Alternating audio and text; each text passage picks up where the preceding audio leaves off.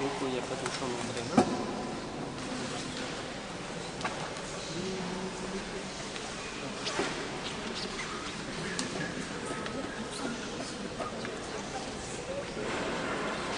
Ensemble, ça change.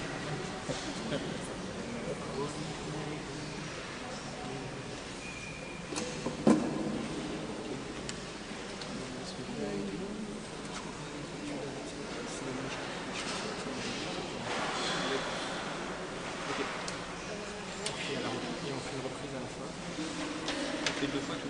Voilà, ici on fait un demi. Et puis tu ah oui.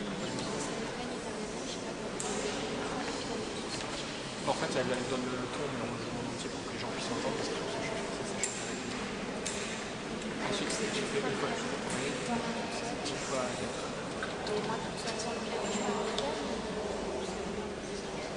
Je pense que les accompagnera. Oui.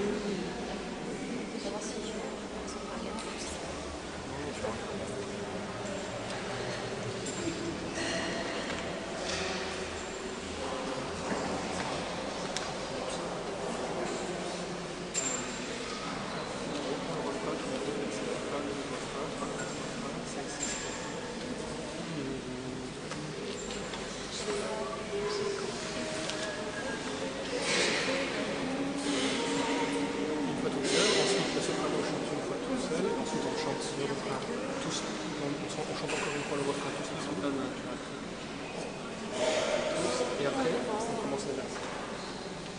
Ou violente, ok. Non, là, on part là.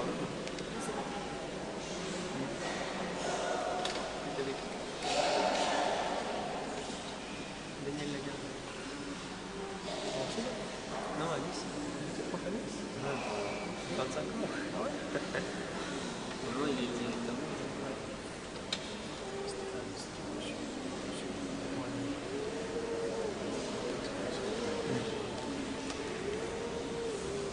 Good morning.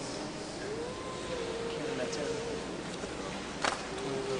Ça fait plus petit. C'est pas genre, non? Et je vous mettrai l'index pour regarder la page. On va rien. Ça peut l'air bien, non? Non. Mais c'est marrant, souvent on a un petit peu ce matin. C'est ça qui marche, c'est les gens qui aiment les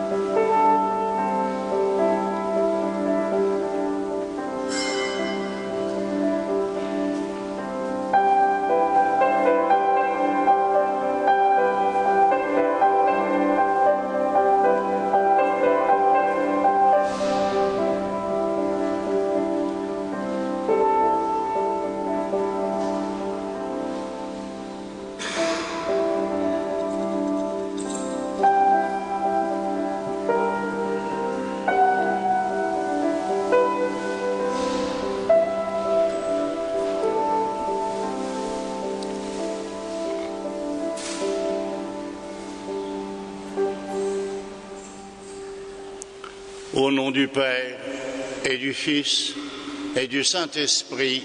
Amen. La grâce de Jésus notre Seigneur, l'amour de Dieu le Père et la communion de l'Esprit Saint soient toujours avec vous.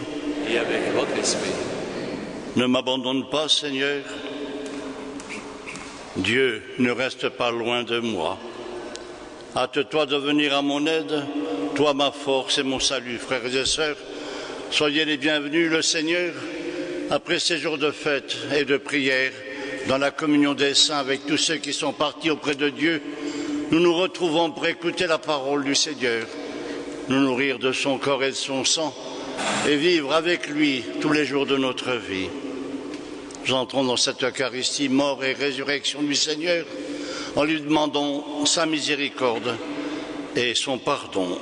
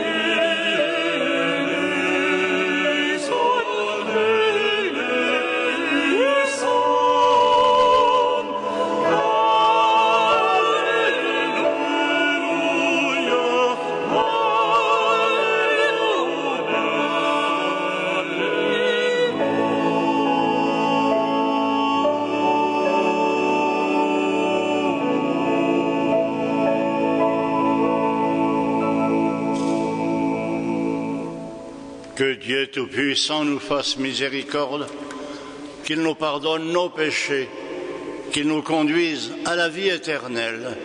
Amen. Gloria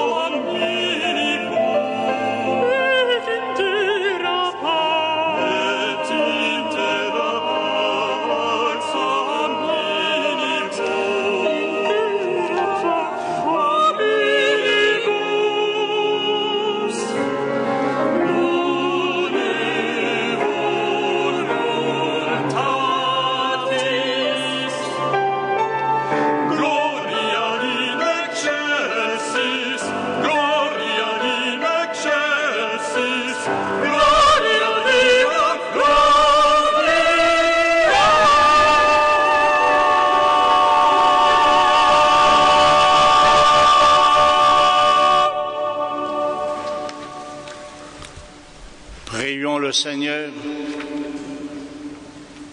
Dieu de puissance et de miséricorde, c'est ta grâce qui donne à tes fidèles de pouvoir dignement te servir. Accorde-nous de progresser sans que rien nous arrête vers les biens que tu promets, par Jésus le Christ, notre Seigneur. Amen. Vous voulez vous asseoir.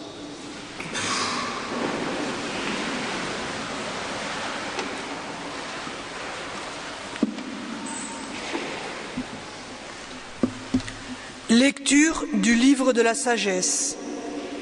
Seigneur, tu as pitié de tous les hommes, parce que tu peux tout. Tu fermes les yeux sur leurs péchés pour qu'ils se convertissent. Tu aimes en effet tout ce qui existe. Tu n'as pas de répulsion envers aucune de tes œuvres, car tu n'aurais pas créé un être en ayant de la haine envers lui.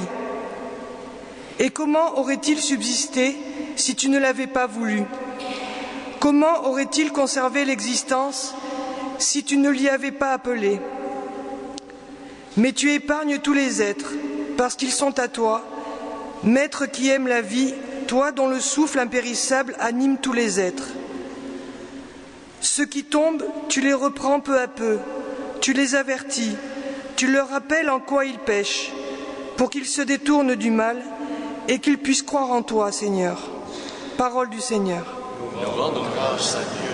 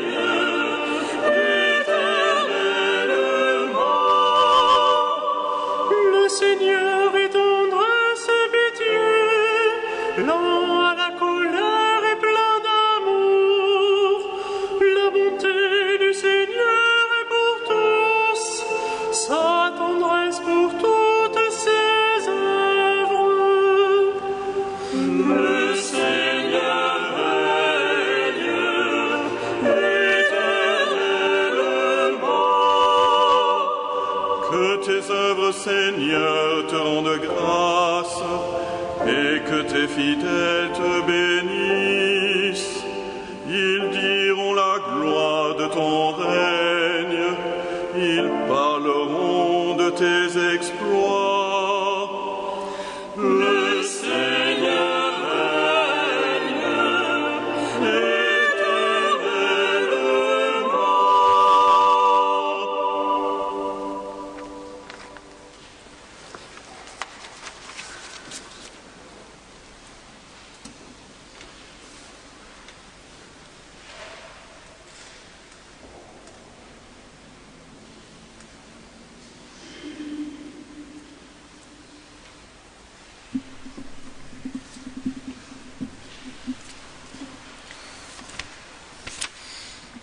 Lecture de la seconde lettre de saint Paul apôtre aux Thessaloniciens.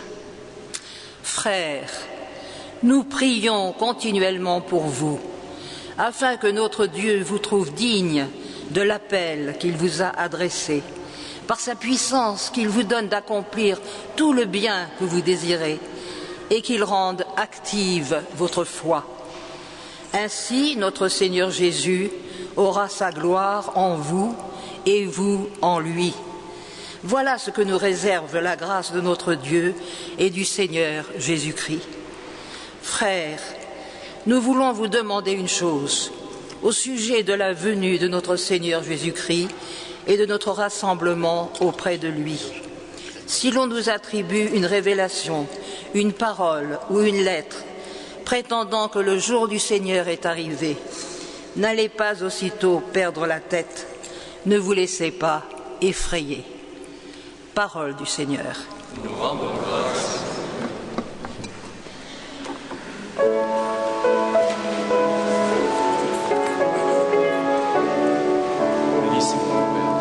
Le Seigneur soit dans votre cœur pour que vous annonciez dignement son évangile au nom du Père et du Fils et du Saint-Esprit.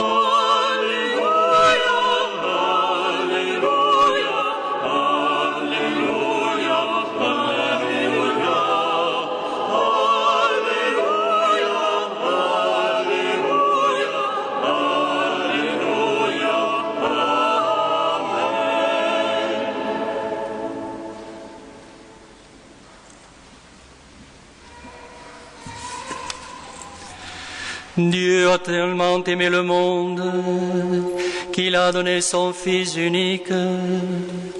Tout homme qui croit en lui possède la vie éternelle.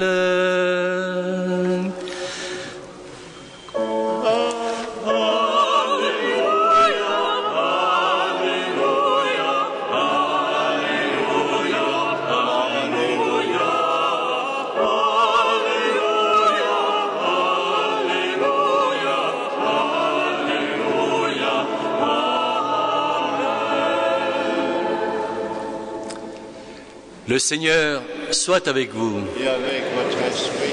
Évangile de Jésus-Christ selon saint Luc. Gloire à toi, Seigneur.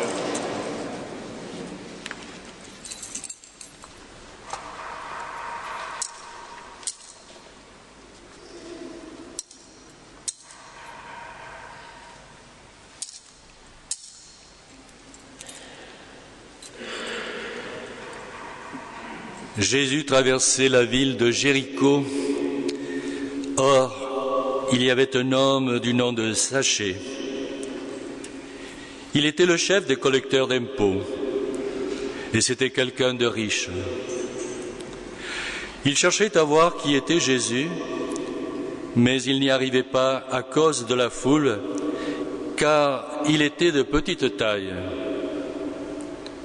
Il courut donc en avant et grimpa sur un sycomore pour voir Jésus qui devait passer par là. Arrivé à cet endroit, Jésus leva les yeux et l'interpella. « Zachée, descends vite. Aujourd'hui, il faut que j'aille demeurer dans ta maison. » Vite, il descendit et reçut Jésus avec joie. Voyant cela, tous récriminaient. Il est allé loger chez un pécheur. Mais Zachée, s'avançant, dit au Seigneur, « Voilà, Seigneur, je fais don aux pauvres de la moitié de mes biens. Et si j'ai fait du tort à quelqu'un, je vais lui rendre 4 fois plus. » Alors Jésus dit à son sujet, « Aujourd'hui, le salut est arrivé pour cette maison, car lui aussi est un fils d'Abraham. En effet, le Fils de l'homme est venu chercher et sauver ceux qui étaient perdus. » Acclamons la parole de Dieu. Louange à toi, Seigneur Jésus.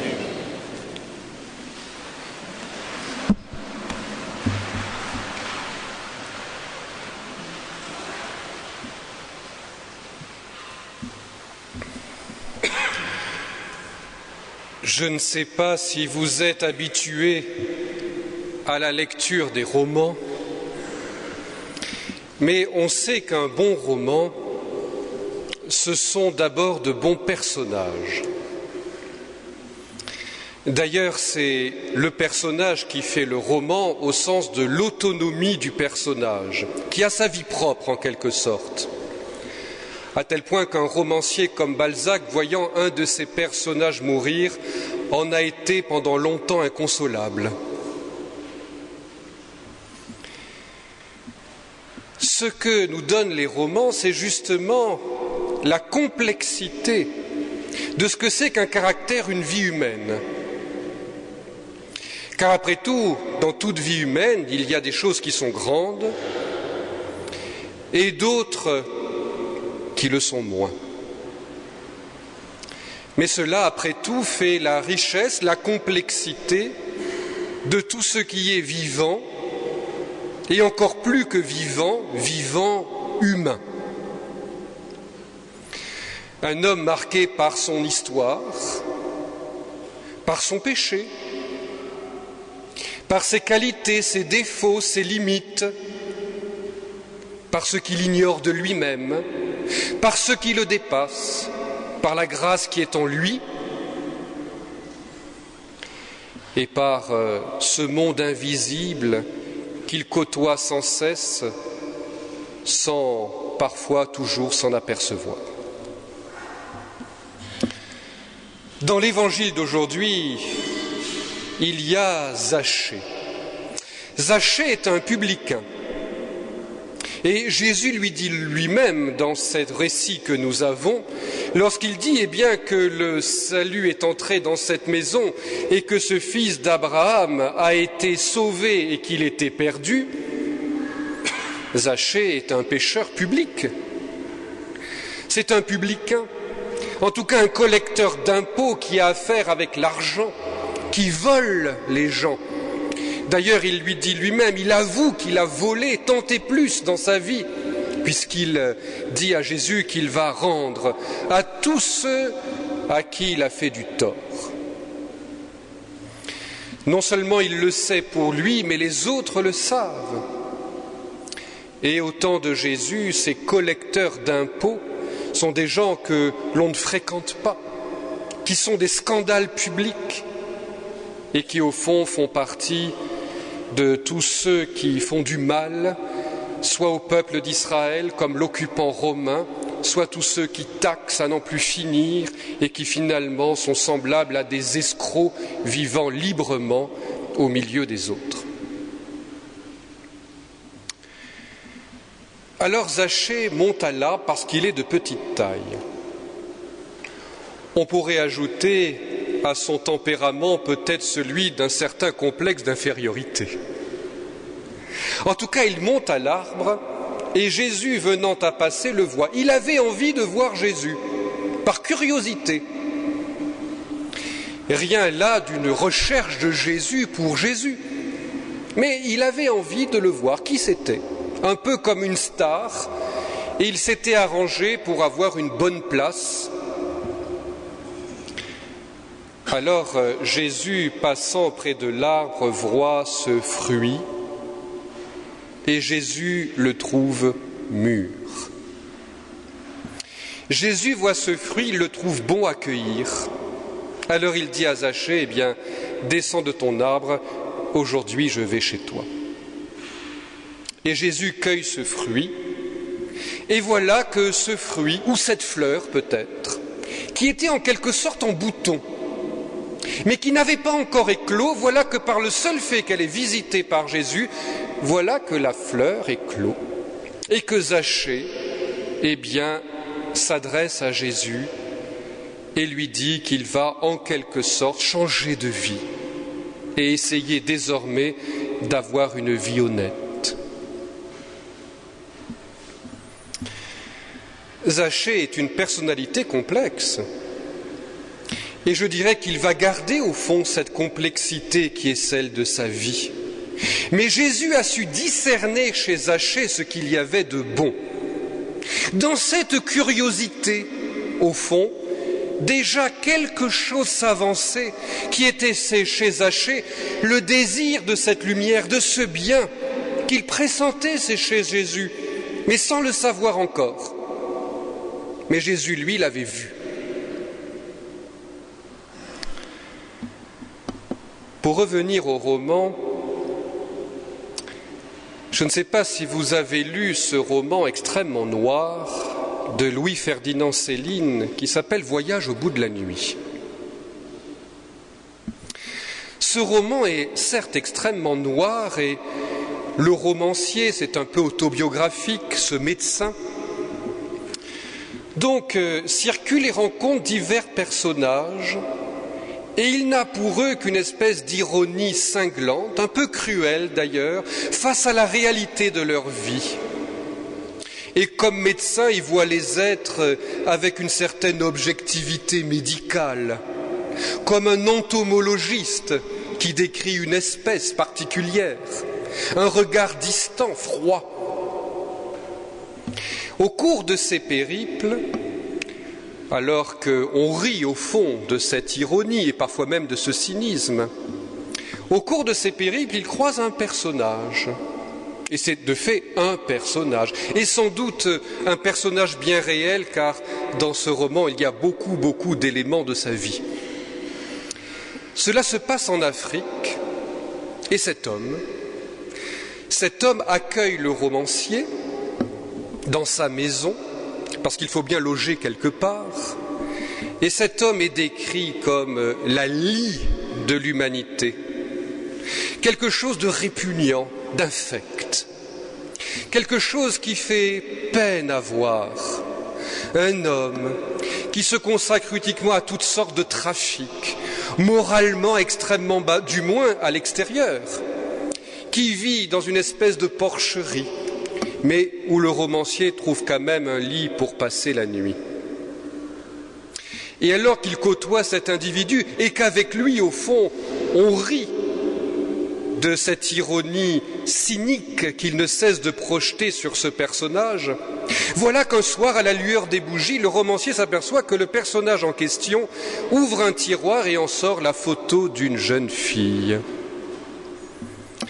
Et alors, on est prêt à une nouvelle découverte de la bassesse de l'individu. Alors le romancier s'adresse à ce personnage et lui dit « Mais montre-moi là, on dirait une photo, montre-la-moi », se régalant à l'avance d'une nouvelle bassesse sur laquelle il pourrait jeter tout son venin. Le personnage ne veut pas, referme le tiroir et l'autre insiste « Montre-la-moi, montre-la-moi ». Alors il finit par la lui montrer, la photo de cette jeune fille. Alors il lui explique « Tu vois, c'est ma fille. Sa maman est morte. Et tu vois, je ne suis qu'un pauvre type. Je sais ce que je suis. Et jamais je ne pourrai lui apporter tout le bonheur que je désire lui amener. Il vaut mieux qu'elle ne me connaisse pas. Par contre, je l'ai mis chez des religieuses. Et tout ce que je gagne, c'est pour elle, jusqu'au dernier centime. » Et il ajoute « Si tu connais cette maison de religieuses, dis-moi, est-ce que tu crois vraiment qu'elle y est bien ?» L'autre marmonne quelque chose, un peu surpris, et puis, au fond, il s'endort, la bougie reste allumée, et le romancier le regarde dans son sommeil. Et il se met à penser, en regardant ce personnage-là, il dit en lui-même « Je croyais être en enfer, et je me suis aperçu que toi, tu étais depuis toujours avec les anges. Et tu chantais, tu jouais avec eux une musique que j'ignorais. » Et il continue, « C'est quand même bien bête qu'il n'y ait pas dans la vie quelque chose de sûr pour distinguer les bons des méchants. » Et il en est au fond de nous-mêmes, car le regard que le Christ porte sur Zachée est un regard dans lequel nous sommes tous invités à entrer. Un regard qui essaie de discerner dans ce qu'il est d'une vie humaine, ce qui toujours cherche toujours plus de bonté et de beauté, de rentrer dans le regard du Christ. Le Christ qui s'est reconnu dans l'obole de la veuve, celle qui avait donné toute sa fortune quand d'autres, en donnant de grosses sommes d'argent, donnaient au fond rien du tout, ça ne représentait rien pour eux. Le Christ qui sait voir chez ces pêcheurs du bord du lac de Galilée, ces illettrés qui ne savent rien, se révolter comme Pierre, qui a un sale caractère, comme nous dit l'Écriture à plusieurs reprises, celui qui sera chef de son Église, et les autres qui seront des apôtres, bâtissant sur ce qu'il y a pour lui de plus sûr. comme Dieu lui-même, qui a choisi Israël, un peuple de rien du tout, qui n'est même pas un peuple, et dont il a fait un peuple, ces errants, qui ne représentaient rien du tout aux yeux de l'humanité, et dont il a fait le peuple élu. Et nous-mêmes, il ne faudrait quand même pas oublier que l'Évangile nous dit « Le Fils de l'homme est venu chercher et sauver ce qui était perdu. Voilà sa mission. » Mais si nous considérons que nous ne sommes pas perdus et qu'il n'y a rien à chercher et à sauver, pourquoi voulez-vous que le Seigneur vienne vers vous? Pourquoi voulons-nous qu'il vienne vers nous? Et je terminerai par une histoire qui n'est plus tirée d'un roman, mais qui est bien vraie et qui permet de la comprendre au fond, tout cela. Et il y avait un jour un prélat, j'ai assisté à la scène, alors je peux le dire, un prélat avec tous ses vêtements de prélat, qui justement, profitait de sa situation et de la hauteur que lui donnait son titre, pour se promener, le regard un peu hautain au milieu des gens. Et s'avance vers lui une femme, une paroissienne, déjà d'un certain âge. Et alors, elle s'avance, s'agenouille et lui embrasse les pieds. Et l'autre tire le pied et dit « Mais enfin, je ne suis... Qu'est-ce que ça veut dire ?» Et elle lui dit « Mais je sais qui vous êtes, mais ce que j'embrasse, c'est ce que vous représentez, à savoir le Christ lui-même qui vient à moi. »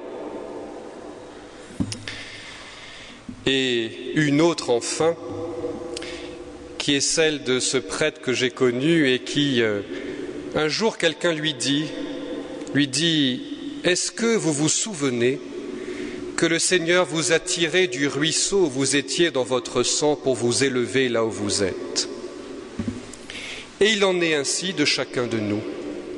Le Seigneur vient à nous. Il nous a élevés à la dignité de fils et de filles de Dieu. Il a su discerner en nous le meilleur. Alors à notre tour, de cet endroit où nous avons été élevés, que nous puissions nous-mêmes, en regardant les autres, savoir y discerner cet appel profond en eux comme un cri vers plus de bonté et de beauté, et même, à travers eux, discerner le Seigneur qui vient à nous.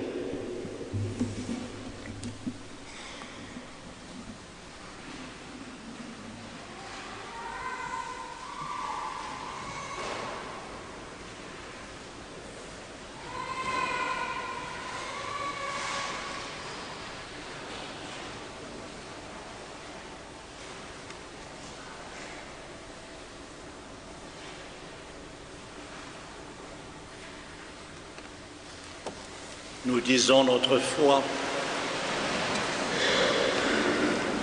Je crois en Dieu, le Père Tout-Puissant, et en Jésus-Christ, son Fils unique, notre Seigneur,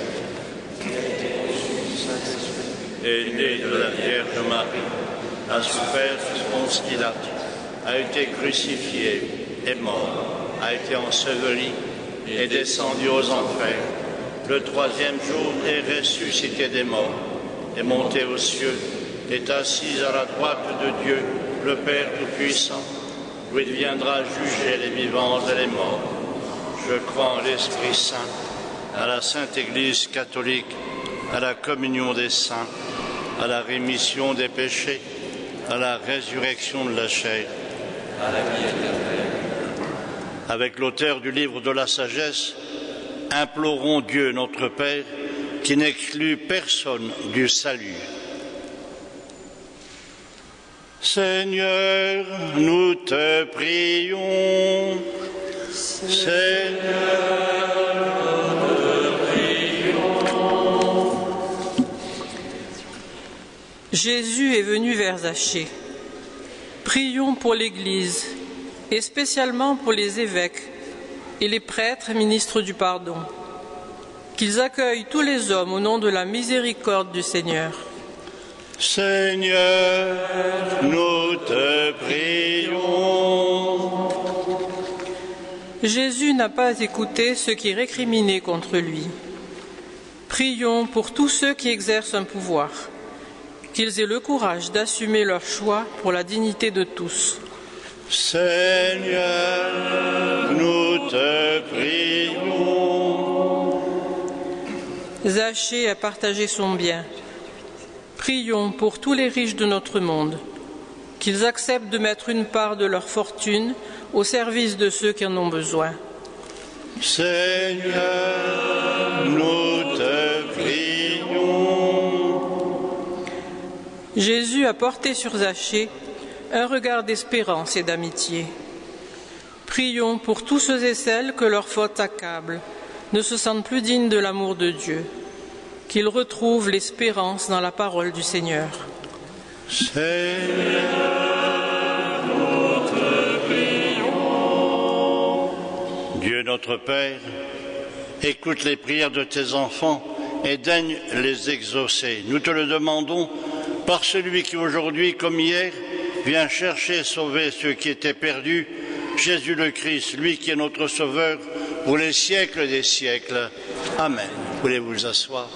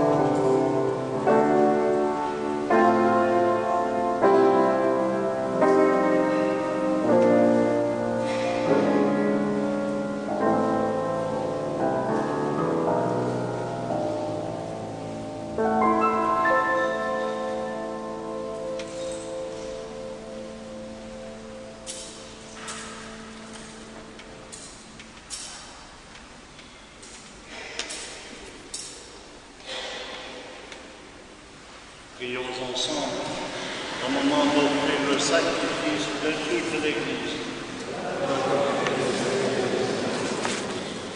Seigneur, que cette Eucharistie soit pour toi une offrande pure et pour nous le don généreux de ta miséricorde par Jésus le Christ, notre Seigneur. Le Seigneur soit avec vous. Élevons notre cœur. Rendons grâce au Seigneur notre Dieu. Vraiment, il est juste et il est bon de te rendre gloire, de t'offrir notre action de grâce, toujours et en tout lieu, à toi, Père très saint, Dieu éternel et tout-puissant. Par le sang que ton Fils a versé, Par le souffle de ton esprit créateur, tu as ramené vers toi tes enfants que le péché avait éloignés. Et ce peuple, unifié par la Trinité sainte, c'est l'Église, gloire de ta sagesse, corps du Christ et temple de l'Esprit. Et nous, qui sommes rassemblés pour te rendre grâce, avec tous les saints et les anges du ciel, nous te chantons. Sanctus, Sanctus, Sanctus, Dominus Deus, Dominus Deus, Sabat. Sanctus, Sanctus, Sanctus, Dominus Deus, Dominus Deus, Sabat.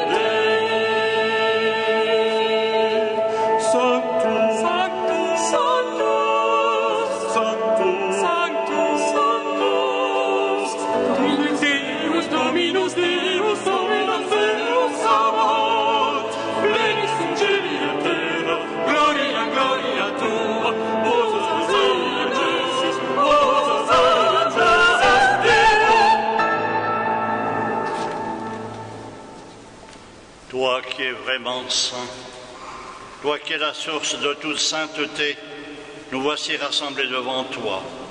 Et dans la communion de toute l'Église, en ce premier jour de la semaine, nous célébrons le jour où le Christ est ressuscité d'entre les morts.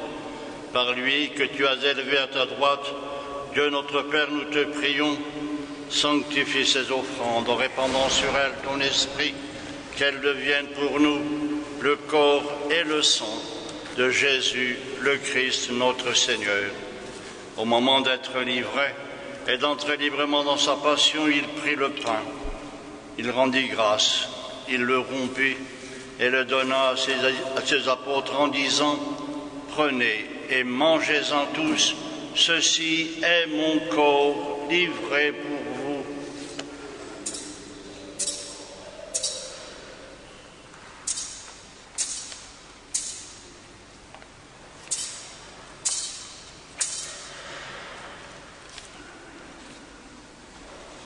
De même, à la fin du repas, il prit la coupe.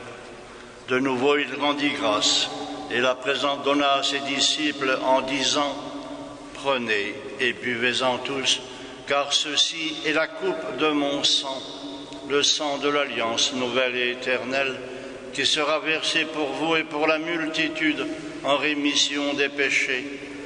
Vous ferez cela en mémoire de moi. »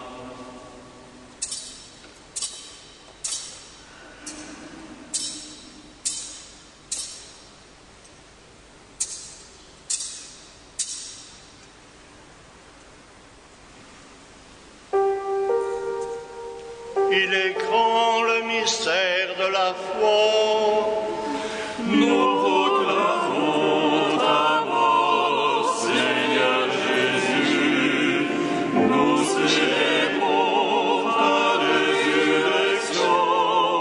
Nous attendons ta venue dans la gloire. Faisant ici mémoire de la mort et de la résurrection de ton Fils, nous t'offrons, Seigneur, le pain de la vie et la coupe du salut, et nous te rendons grâce, car tu nous as choisis pour servir en ta présence.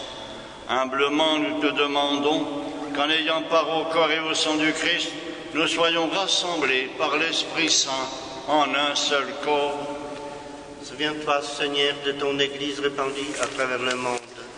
Fais-la grandir dans ta charité avec le pape François, avec tous ceux qui ont la charge de ton peuple.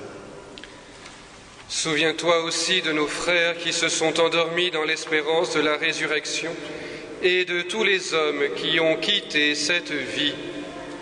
Souviens-toi de Jean et Philomène Malivert, de Marc Robert, de la famille Couder, de la famille Robert, de Maria Barbosa, de la famille Cagnol-Richeb et la famille Metzinger-Pfeiffer, de la famille Vidal, de Jean Lecoq et des défunts de la semaine, Michel Tracol et Jeanne Nager.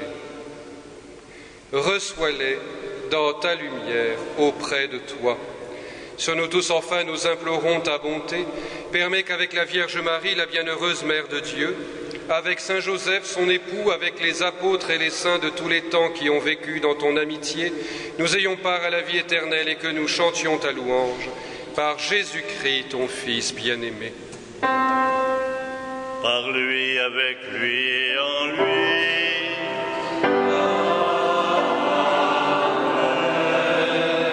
À toi, Dieu le Père Tout-Puissant, dans l'unité du Saint-Esprit.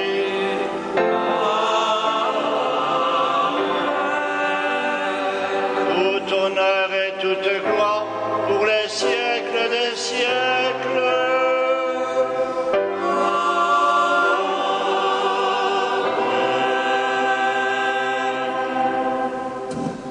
Prions. Comme nous l'avons appris du Sauveur et selon son commandement, nous osons dire Notre Père qui es aux cieux, que ton nom soit sanctifié, que ton règne vienne, que ta volonté soit faite sur la terre comme au ciel. Donne-nous aujourd'hui notre pain de ce jour. Pardonne-nous les offenses, comme nous pardonnons aussi à ceux qui nous ont offensés. Et ne nous soumets pas à la tentation, mais délivre-nous du mal, car c'est à toi qu'appartiennent le règne, la puissance et la gloire pour les siècles des siècles. Seigneur Jésus-Christ, tu as dit à tes apôtres, je vous laisse la paix, je vous donne ma paix. Ne regarde pas nos péchés, mais la foi de ton Église. Pour que ta volonté s'accomplisse, donne-lui toujours cette paix et conduis-la vers l'unité parfaite, toi qui règnes pour les siècles des siècles. Amen. Que la paix du Seigneur soit toujours avec vous. Et avec votre esprit. Frères et sœurs, dans la charité du Christ, donne-vous la paix.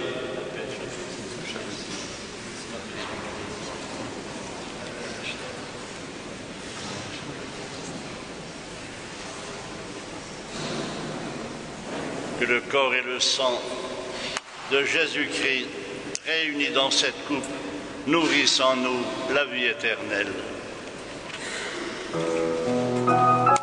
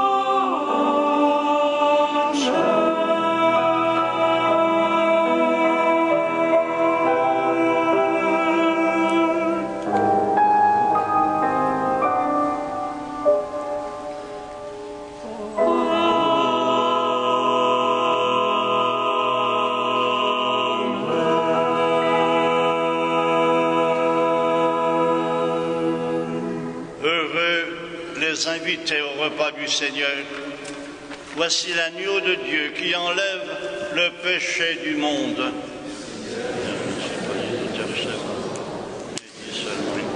Je serai guéri. Que le corps du Christ me garde pour la vie éternelle.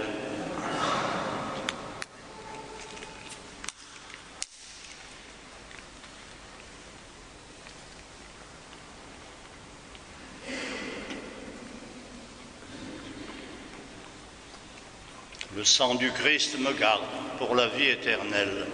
Amen.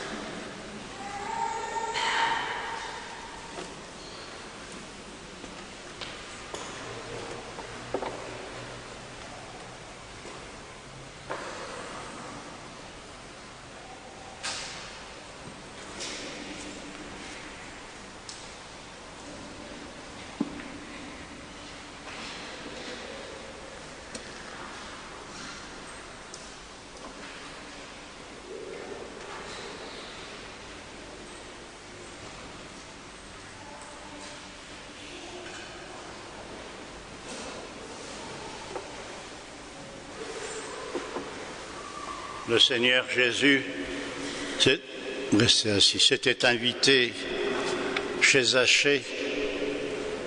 Il s'invite chez nous, là où nous vivons, là où nous souffrons, là où nous aimons, là où nous nous posons questions.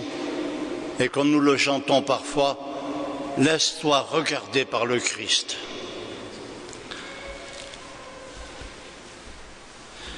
Si vous emportez vos feuilles vertes, vous verrez que dimanche prochain à 15h30, le 10 novembre, il y a un concert Giuseppe Verdi et Pietro Mascagni à 15h30.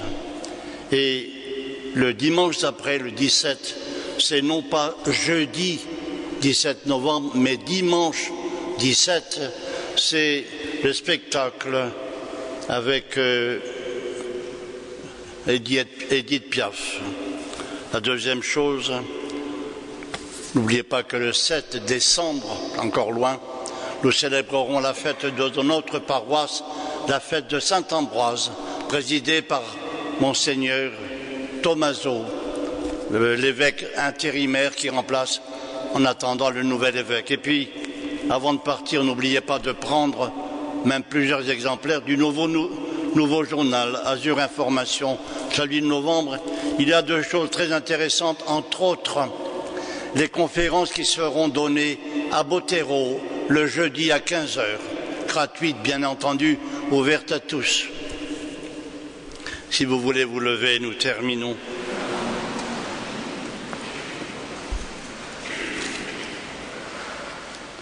De plus en plus, Seigneur, exerce en nous ta puissance, afin que, fortifiés par tes sacrements, nous devenions capables, avec ta grâce, d'entrer en possession des biens qu'ils promettent, par Jésus le Christ, notre Seigneur.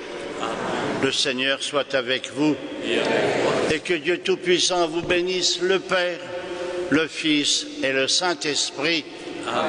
En vous disant merci d'être là. Merci aussi à la chorale Saint-Pierre, à la Scola, qui nous a permis de prier dans la beauté.